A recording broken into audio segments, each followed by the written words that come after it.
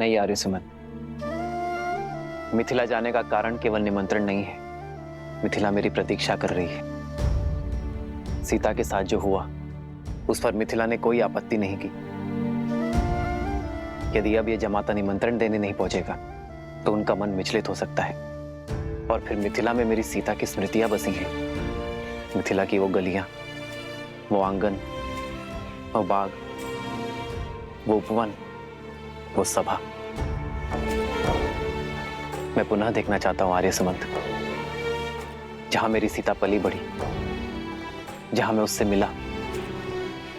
वर्षों से मैंने मेरी सीता को नहीं देखा है। उनके माता पिता का आशीष लूंगा तो मेरे मन को थोड़ी ठंडक पहुंचेगी। प्रभु, मेरी भी प्रबल इच्छा है वहां पर जाने की। मेरी तो सदा से ही इच्छा थी उस पावन भूमि को देखने की जिसने इस संसार को और मेरे प्रभु श्री राम को माता सीता दी। प्रभु, आपके आशीर्वाद से आज ये मेरा स्वप्न भी पूरा हो जाएगा। ये कोलाहल कैसा है? प्रभु, मैं देखता हूं।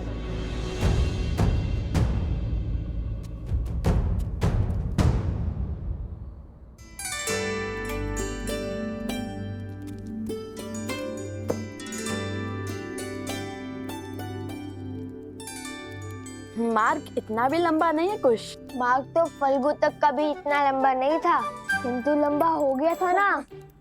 कहीं सोमकर्ण पुनः लुप्त हो गया तो जैसे अपने मकरासुर के युद्ध में जो सीखा उसका उपयोग रक्त केतु के जाल से बचने के लिए किया, वैसे मैंने भी सीखा है ढेर सारे भोजन साथ लेकर चलना। हे कुमार खुश, इस बार कहीं नहीं जाएगा सोमकर्ण, क्योंकि इस बार हमारे मार्ग में हमारे साथ उसके भाई और हमारे उपगुरु अवस्था भी साथ जा रहे हैं। और भला बड़े भाई के होते हुए छोटे भाई को कुछ हो सकता है क्या?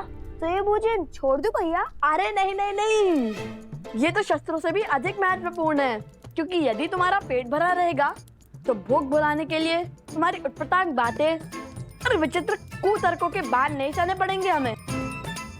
पिछली बार तो गाँव उठाने की बात कर रहे थे, इस बार पूरा संसार ना उठा लेना तुम। भैया, मुझे तो अब भी विश्वास नहीं हो रहा है कि हम देवी सीता की नगरी जा रहे हैं। वो उपवन, वहाँ के शिव मंदिर, वो दरबार जहाँ पे श्री राम ने धनुष बाण किया, सब साक्षात देखने को मिलेंगे, है ना भैया? अद्भुत। अवश्य।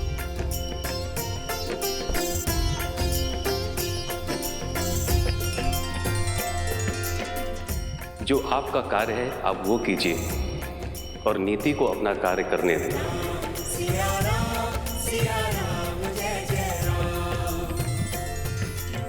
प्रणाम ब्राह्मण देव, कहिए क्या समस्या है? प्रभु, ये लोग। महाराज की जय हो। मैं मत्स्य राज्य से आया हूँ, आपके लिए मत्स्य राज की राजकुमारी का विवाह का प्रस्ताव लेकर।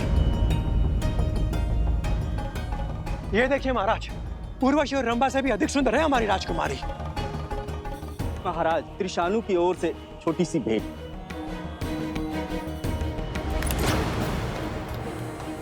हमारे महाराज तो धन के साथ आपको अपने राज्य का चौथा भाग भी देने के लिए सज्ज है श्री राम।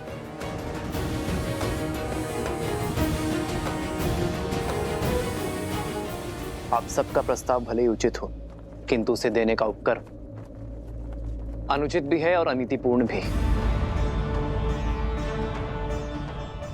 विवाह कोई व्यवसाय नहीं है जिसका आधार केवल संपत्ति का लेन देन हो।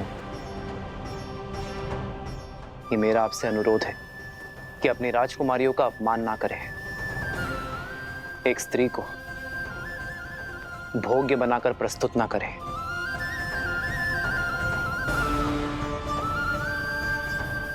अपना वर चुनने का अधिकार केवल स्त्री का होता है। अपनी राजकुमारियों का स्वयंवर आयोजित कीजिए। यदि मेरी विवाह की इच्छा होगी तो मैं स्वयंवर में भाग लेने अवश्य आऊंगा। धन्य है आप श्री राम, आपके शब्दों ने हमें हमारी भूल का आभास करवाया। आपके आदेश का पालन अवश्य होगा। धन्यवाद। आप सब बड़ी दूर से आए हैं, कुछ दिनों के लिए अयोध्या में विश्राम आदि करके ही लौटिएगा। आज्ञा दे।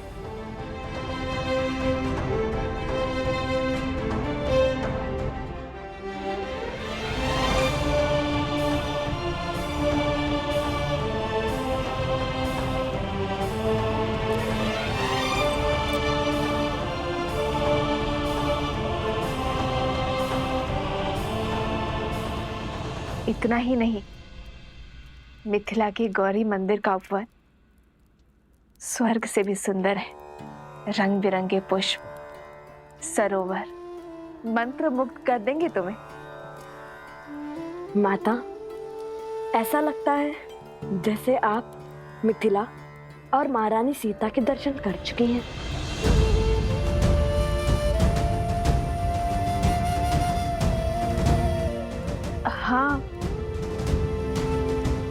हाँ, बालपन में गई थी मिथिला, कुमारी सीता को भी देखा था। जानते हो, ज्ञान की नगरी कहलाती है मिथिला। जब हम तुनील लौटाने महाराज जनक से मिलेंगे, तब हम उन्हें बताएंगे कि हमारी माता महारानी सीता की सखी थे। महारानी सीता की नगरी देखने के लिए रहा नहीं जा रहा मुझसे तो। एक बात स्मरण रहे, तुम दोनों वहां स्पर्धा में भाग लेने के लिए जा रहे हो, तो बाकी प्रतियोगियों से भिन्न नहीं रहना, क्योंकि यदि उन्हें ज्ञात हुआ कि तुम दोनों मिथिला नरेश को जानते हो, तो बातें बनेंगी। तुम दोनों जीत तो जाओगे, किंतु अन्य स्पर्धक मिथिला नरेश पर पक्षपात का लांछन लगाएंगे। तो उचित यही होगा, इस स्पर्धा के अंत होने तक तुम दोनों उनकी दृष्टि से ओझल रहना। जी माता। किंतु अंत में तो हमें तो उनसे मिलना ही होगा ना। हम उन्हें कहेंगे कि प्रभु श्री राम और महारानी सीता के नाम पे पत्र लिख दे, जिससे अयोध्या पहुंचाने का कार्य हम करेंगे। और इसी बहाने प्रभु श्री राम और महारानी सीता दोनों के दर्शन पालेंगे। अवश्य, किंतु महारानी सीता को माता सीता कहोगे तो उन्हें अधिक सुख मिलेगा। माता सीता? माता सीता?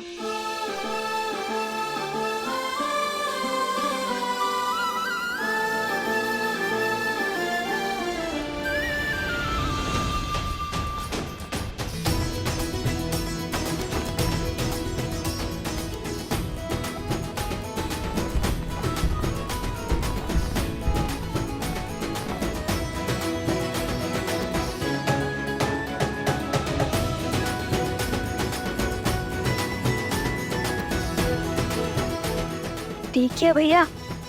कितना भव्य आयोजन लगता है। कहाँ से लोग इस प्रतियोगिता में भाग लेने आ रहे हैं। माता ने जैसे बताया था, बिल्कुल वैसा ही है मिथिला का प्रवेश द्वार।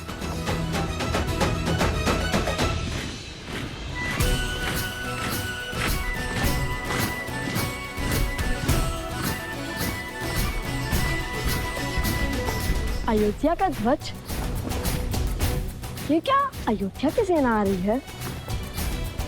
सेना नहीं, ये महाराज के रक्षक हैं। ये तो अयोध्या की सेना की केवल एक टुकड़ी है। अर्थात? वो देखो, महाराज का रथ, उनका छत्र।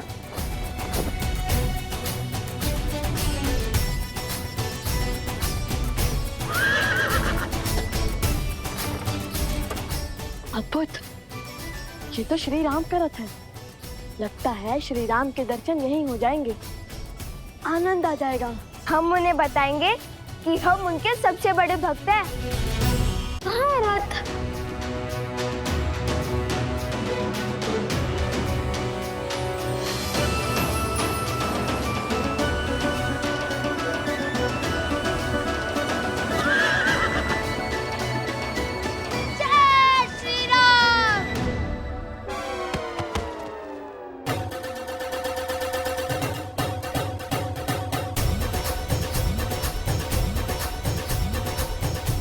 शीघ्र चलिए भैया, लगता है श्री राम के दर्शन हो ही जाएंगे। अवश्य।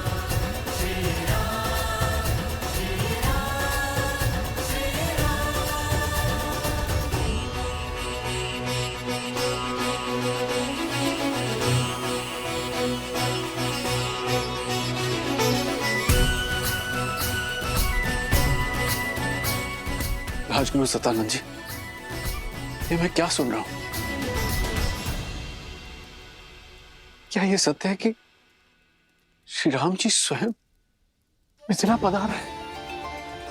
100% महाराज, ये रक्षक टुकड़ी अयोध्या नरेश महाराज श्री राम की है, जो सदैव महाराज की यात्रा के साथ ही होती है।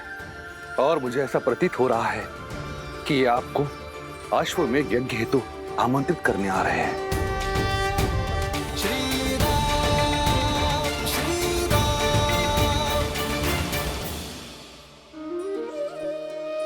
तब तो ये संकेत और समाचार दोनों अत्यंत शुभ हैं। कदाचित आज यहां वो होने जा रहा है जो कभी किसी ने नहीं सोचा होगा। भ्राता कुशाध्वज, अयोध्या नरेश के विशेष स्वागत का प्रबंध किया जाए और कोई ये ना भूले कि वो हमारे जमाता भी हैं। क्षमा महाराज, किंतु मिथिला की राजकुमारी आपकी पुत्री का त्याग करने वाले का कैसा स्वागत सत्कार।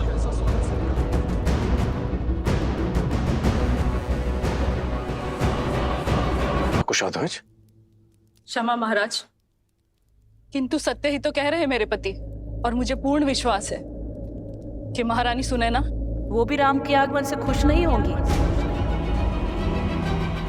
जिस व्यक्ति ने हमारी पुत्री का त्याग कर दिया अपनी प्रजा के मनोहार के लिए, ऐसे व्यक्ति को जमाता का सत्कार क्यों मिलना चाहिए महाराज?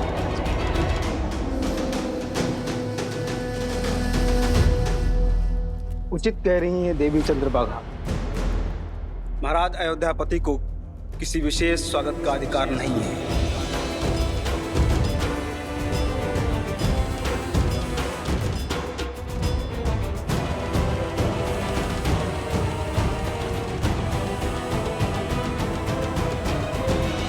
सीता ने मुझे एक पत्र लिखा था जिसमें उसने स्पष्ट रूप से अयोध्यापति को निर्दोष कहा था, क्योंकि तब वो अयोध्या में थी। उस पत्र का कोई मूल नहीं महाराज। मूल है तो हमारे दुख का, जो सीता के विरह के कारण हमें मिला।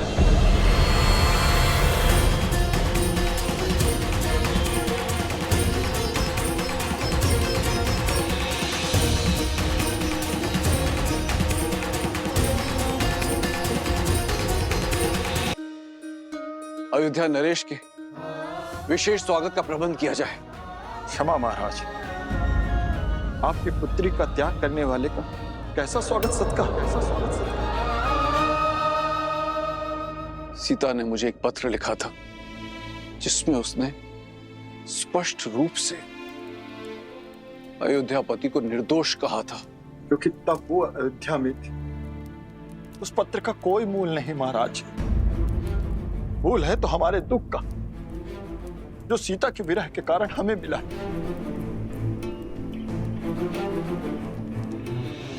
और आप सबको क्या लगता है कि उस विरह की चोट स्वयं राम ने नहीं सही होगी? कदाचित आप सब नहीं जानते, किंतु मैं अपने जमाता को, उनके धर्म को, उनके त्याग को भली भांति जानता हूं। राजा महाराजाओं की अनेक पत्नियां रखने की प्रथा है कौशलराज में, किंतु इतने वर्ष बीत जाने के पश्चात भी क्यों उन्होंने दूसरा विवाह नहीं किया? क्यों अयोध्या की महारानी का सिंहासन अभी तक रिक्त है? कभी आपने सोचा? क्योंकि राम कोई साधारण व्यक्ति नहीं है। आज नहीं तो कल उनके इस निर्णय का कारण भी हम सब जान जाएंगे, किंतु इस समय सर्वप्रथम हमें उनके स्वागत की तैयारियां करनी चाहिए।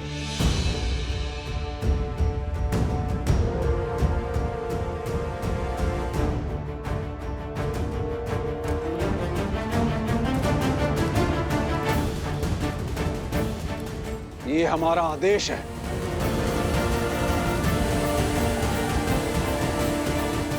जो आज्ञा।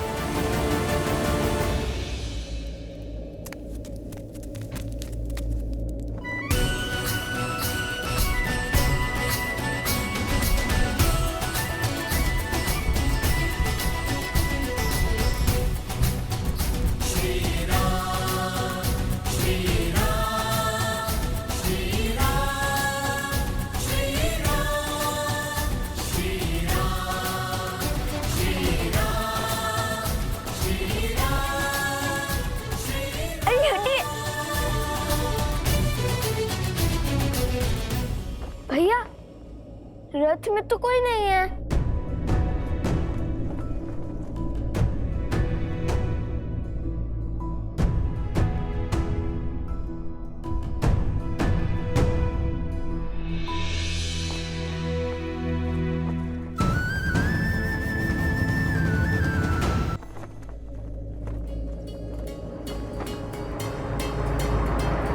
मिथिला नरेश की जय हो।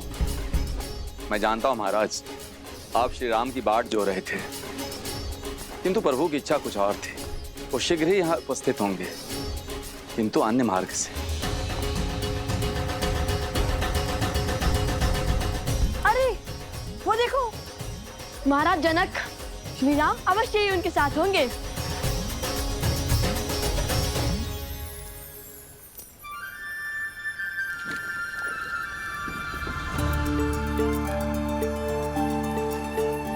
लगता है इस मार्ग से बीती कोई स्मृति जुड़ी है।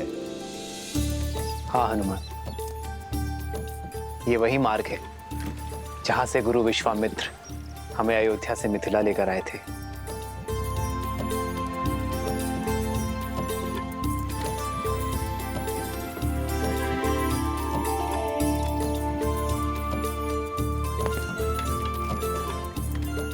हनुमान, ये मिथिला का पिछला भाग है। सदा धीर रहने वाले प्रभु तनिक अधीर लगते हैं। हो भी क्यों ना, कहीं जाकर किसी को धन्यवाद जो कहना है। यदि प्रवेश द्वार से आते तो नियम और स्वागत के बंधन विलंब कर देते हैं। मैं मिथिला में सर्वप्रथम किसी और के दर्शन का अभिलाषी। ऐसा कौन सा स्थान है जहां जाने के लिए आप इतने आतुर हैं?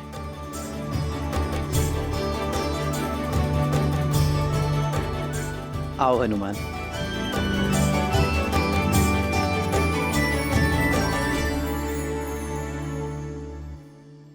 ये रहा महाराज जनक का प्रवास। तुम्हें कैसे पता कि ये राजमहल है? किसी राजा के महल सा लगता तो नहीं। क्योंकि महाराज जनक महाराज से पहले एक ज्ञानी और एक पंडित हैं, और ज्ञान के पुजारी सामान्य जीवन जीते हैं। और हमारी माता ने भी महल का यही वर्णन दिया था। लव और कुश को मिथिला ले जाओ। सारी मिथिला के सामने कहना कि वन देवी ही सीता है।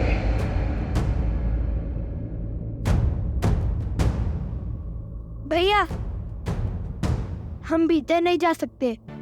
माता ने कहा था स्पर्धा से पहले महाराज से नहीं मिलना। अरे हाँ,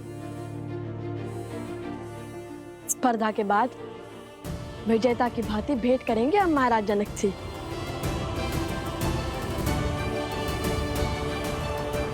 चलो।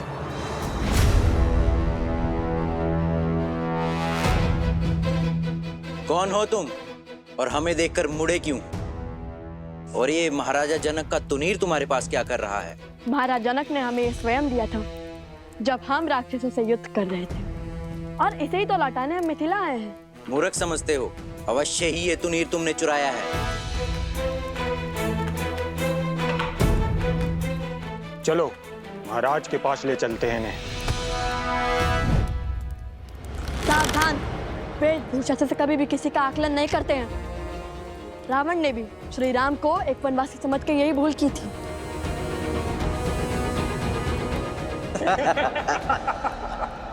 भैया, माता का आदेश भूल गए? अब तुम्हें ज्ञात होगा कि माटी में स्नान किसे कहते हैं।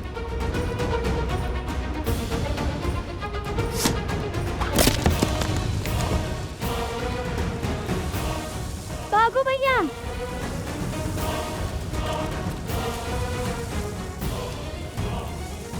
पकड़ो उन्हें।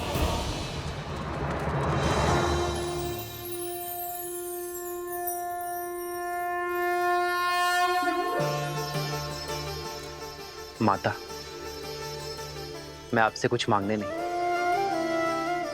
आपको धन्यवाद देने आया हूं। आपके इसी दिव्य मंदिर में, आप ही के छत्र छाया में मैं अपनी सीता से पहली बार मिला था। सीता को मेरे जीवन में लाने के लिए, उसे मेरी जीवन संगिनी बनाने के लिए धन्यवाद माता। सब सुख तो पा लिया मैंने, किंतु दुख केवल इस बात का है कि मेरी संतान आपके दर्शन से वंचित रह गई। किंतु मुझे पूरा विश्वास है कि शीघ्र ही वो भी आपके द्वार पर होंगे। तो ये है वो स्थान जहां आने के लिए प्रभु इतने व्याकुल थे। हनुमान, आओ निमंत्रण देने चलते हैं।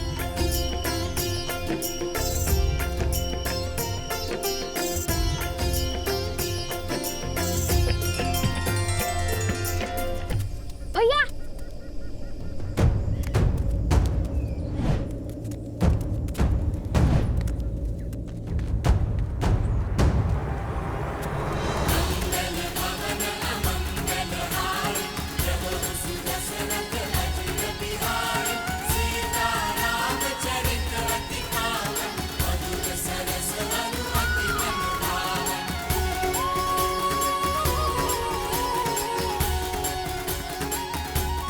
ये बालक कौन है हनुमान? होंगे मिथिला के बालक प्रभु, पर आप देखिए कितने तेज हैं। माता सीता की भूमि में जो है,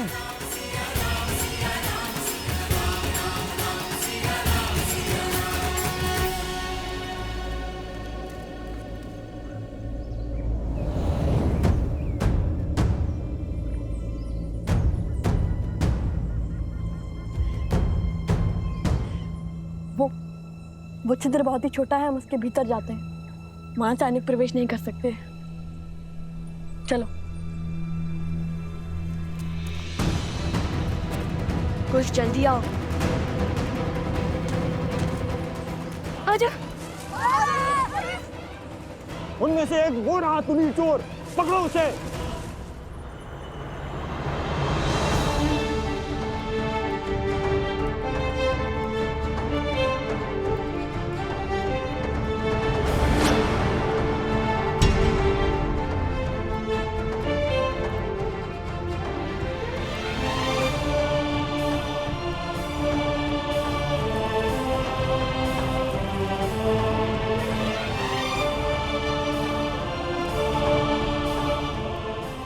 रहने दीजिए महाराज।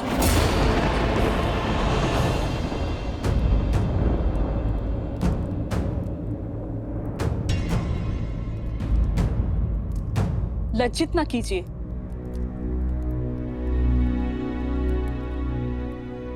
मेरी धर्म पत्नी की चाची श्री हैं आप, मेरी माता समान, और अपनी माता का सम्मान करना पुत्र का कर्तव्य होता है। वो कर्तव्य, वो धर्म मिथिला के जन्मदाता पुत्री सीता के पति का था।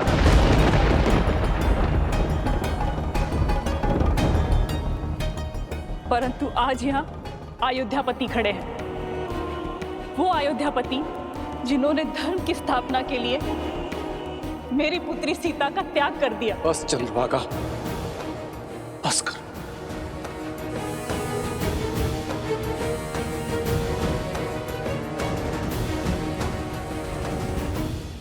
माता को मन की व्यथा कहने दीजिए महाराज। हृदय की पीड़ा को ना बताया तो वो घाव बन जाती है। कितने महान है ना आप, फिर से यहाँ महानता जताने का अवसर खोया नहीं आपने। हर दिशा में आपका गुणगान गूंजता है। हर कोई राम जैसा पुत्र और जमाता चाहता है, किंतु मेरा मन कहता है कि मिथिला की हर एक दीवार पर लिखवा दिया जाए कि अयोध्या में कोई अपनी पुत्री न बिहारे।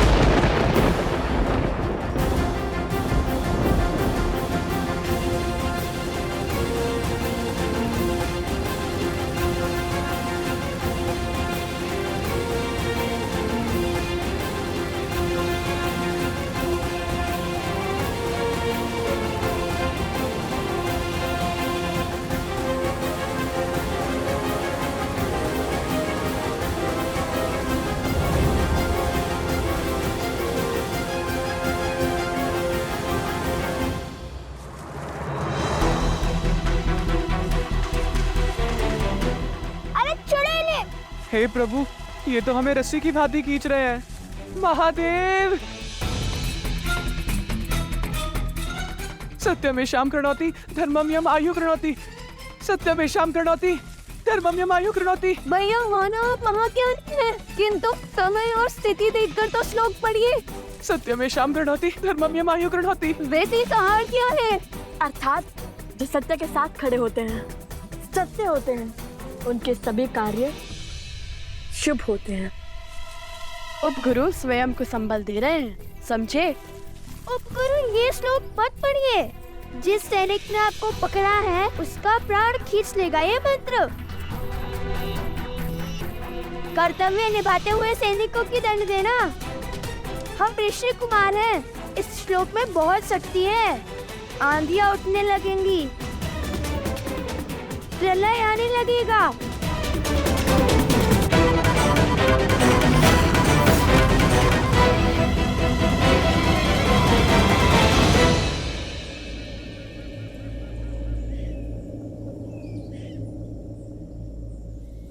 भैया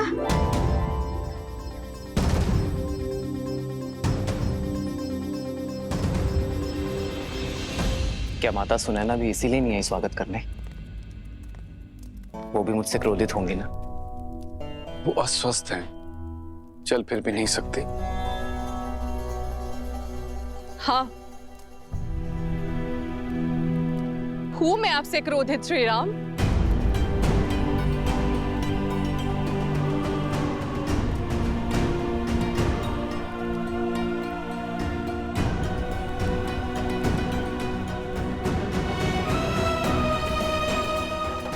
सुनैना,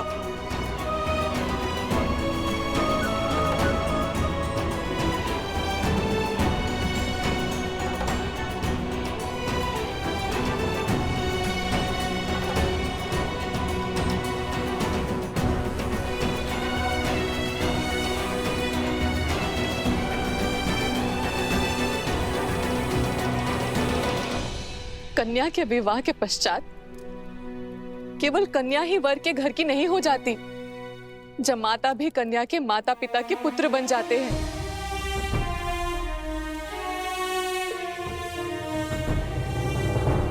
मैं जानती हूँ कि धर्म स्थापना के पद पर निकले पथिक को घर परिवार की सुध नहीं होती, किंतु इतने वर्षों में अब एक बार तो हमारे द्वार पर आते राम।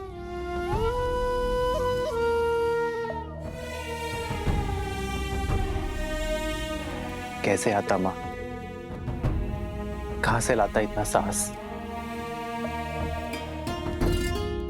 अपना मुख दिखाने की शक्ति कहां से लाता मैं माँ? किंतु आपकी स्थिति का तनिक भी भान होता ना मुझे,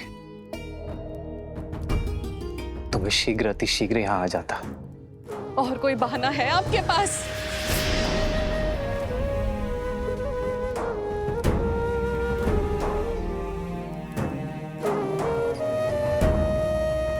सीता और आपके विवाह के क्षण मुझे लगा था कि महादेव ने स्वयं आपको भेजा है, किंतु आपने मेरी पुत्री को त्याग कर मुझे अत्यंत दुख दिया है राम।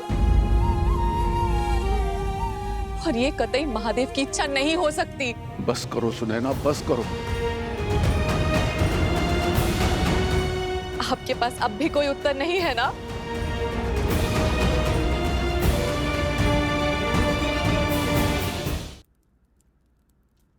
कभी कभी उत्तरदायित्व के बोझ तले उत्तर दब जाते हैं माँ। कुछ दाग ऐसे होते हैं जो सदियों तक नहीं मिट पाते।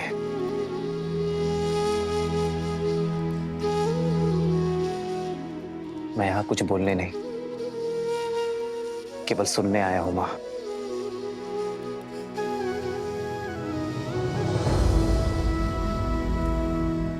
एक मां के मन का भार उतारने आया हूं मैं मां।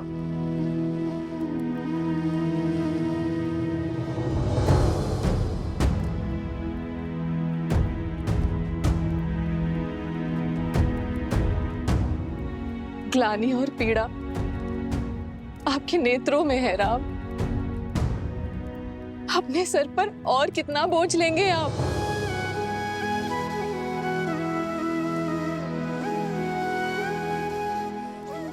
धन्य है आप जो स्वयं के पक्ष में आपको किसी प्रमाण की आवश्यकता नहीं है।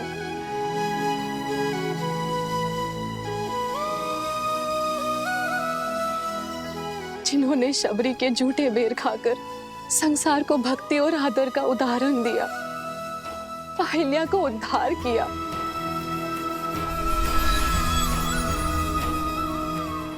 ताड़का को मोक्ष दिया,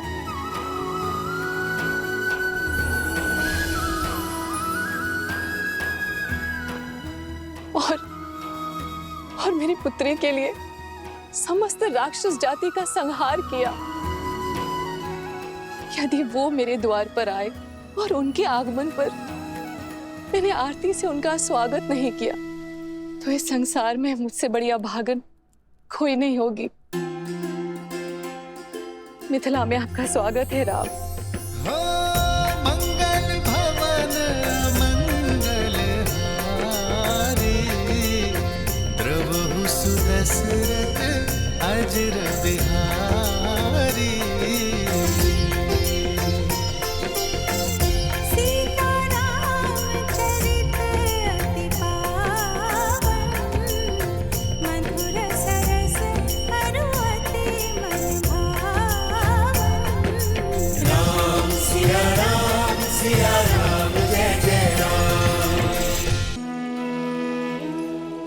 ये तो वही स्थान है जहाँ देवी सीता, नहीं, माता सीता और प्रभु श्री राम मिले थे, वो भी पहली बार।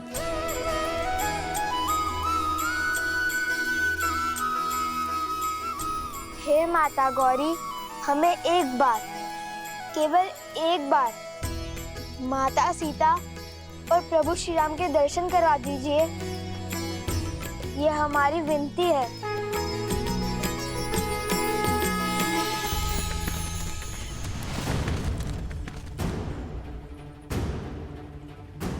भैया, वो विनती करना भूल गया था। वो माता कहती है ना, नम्र शब्द के साथ स्वच्छ मन से जो मांगो मिलता है। तुम ना चलो अब।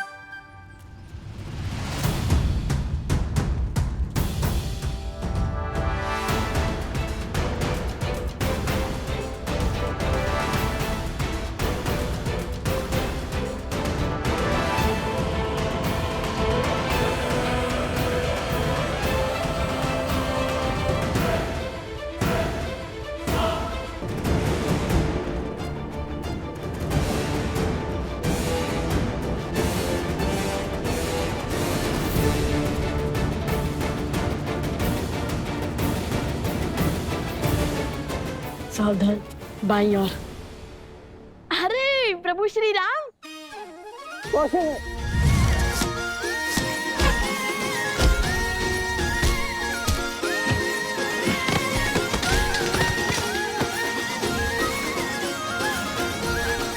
भागो भागो।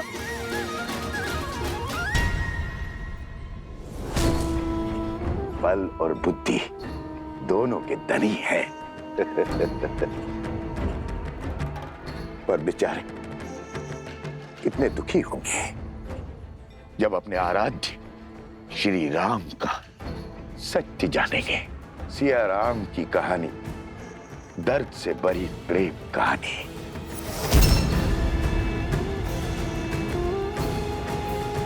प्रेम कहानी। त्राहिमाम, त्राहिमाम।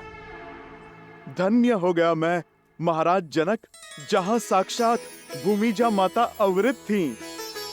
उनकी धूल इस माथे पर लगाने का सौभाग्य मिला।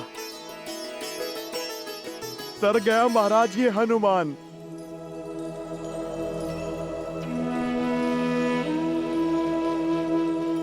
धन्यवाद तो मुझे आपका करना चाहिए। आपने दुख के भवन में डूबी मेरी सीता को तब संभाला था जब आस का हर दिया बुझने जा रहा था। वक्त से पुत्र बन गए आप उसके। ये तो प्रभु की लीला का फल है महाराज।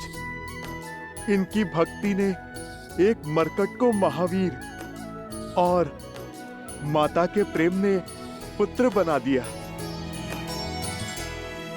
मैंने सुना है अयोध्या में अश्वमेध यज्ञ का आयोजन होने जा रहा है। ये राज्य वृद्धि का उचित मार्ग है।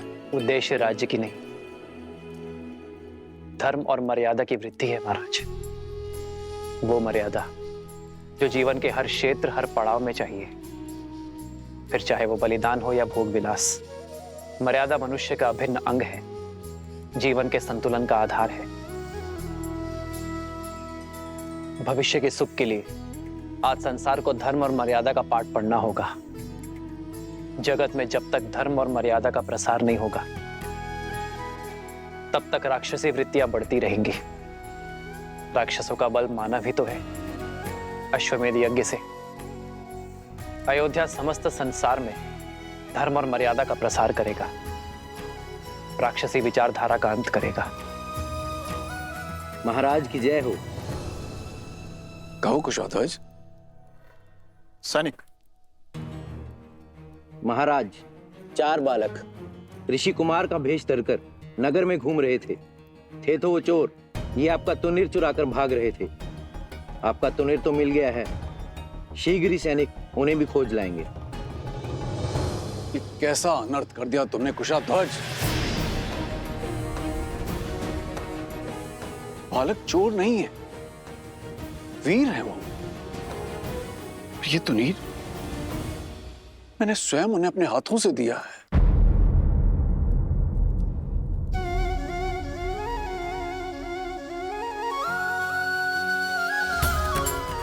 उन्हीं वीर बालकों की तो मैं यहां पर प्रतीक्षा कर रहा हूं, और आपने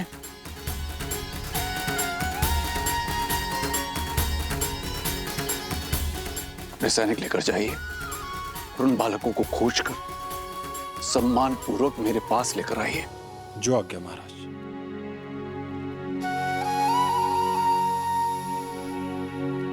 महाराज, आपने अपना दिव्य तुणीर उन बालकों को दे दिया। अवश्य ही अद्भुत होंगे वे।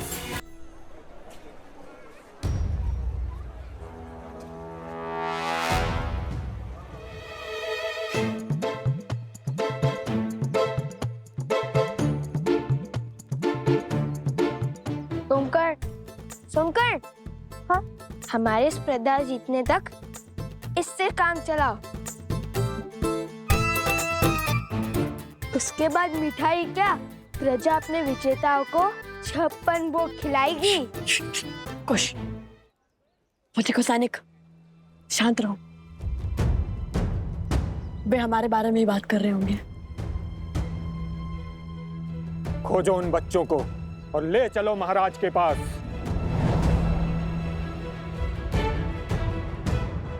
भैया, कहा था ना, तुनीर इतना साफ मत कीजिए। यदि मलिन होता तो किसी को कुछ पता नहीं चलता। अब क्या करें? लगता है पूरी सेना हमारे पीछे पड़ गई है। अब तक श्री राम से तो मिल ही लेते हम। अब ना स्पर्धा में भाग लिए बिना लौट सकते हैं, ना माता सीता श्री राम नाम के परिचय पत्र लिखवाए बिना।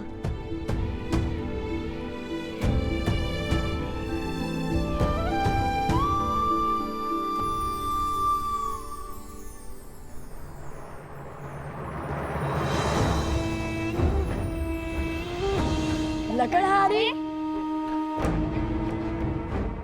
स्वर्ण है, हम वन में मिले थे।